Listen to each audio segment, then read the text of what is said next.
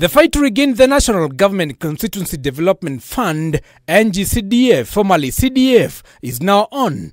Order number 7. As members of parliament debate table a legislative proposal to amend the constitution and entrench the fund in the supreme law. This is where, Mr. Speaker, we must assert ourselves as parliament. If we cannot assert ourselves here, we will never assert ourselves anywhere. Let it be the first constitutional amendment. This comes after the Supreme Court found the NG-CDF fund as unconstitutional, dealing a blow to the members of the National Assembly. Anybody trying to make NG-CDF not to come into operation, Mr. Speaker, is essentially an enemy of the people.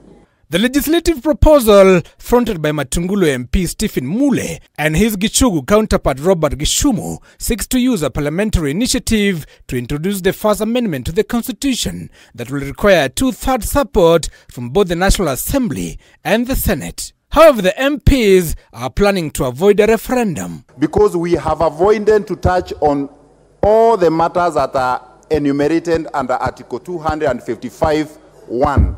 Article 255(1) of the Constitution outlines amendments requiring a referendum as follows: the supremacy of the Constitution, the territory of Kenya, the sovereignty of the people, the national values and principles of governance referred to in Article 10(2) A to D, the Bill of Rights, the term of office of the President, the independence of the judiciary, and the commissions and independent offices to which Chapter 15 applies, the functions of Parliament, the objectives, principles and structure of devolved government, and the provisions of this chapter. National Constituency Development Fund funded to completion of 8 commercial pilots who are flying high-end aircrafts in the country and in the world using CDF.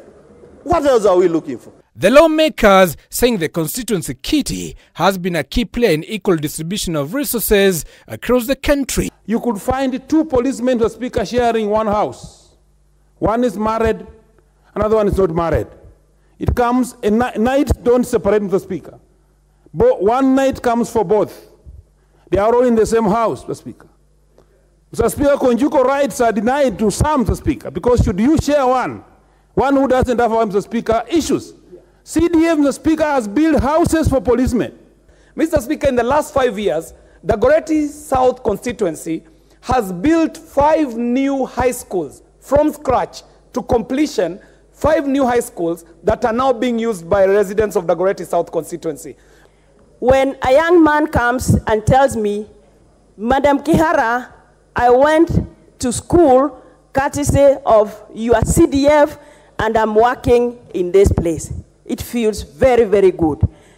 As we talk, calls are coming because these people need bursary.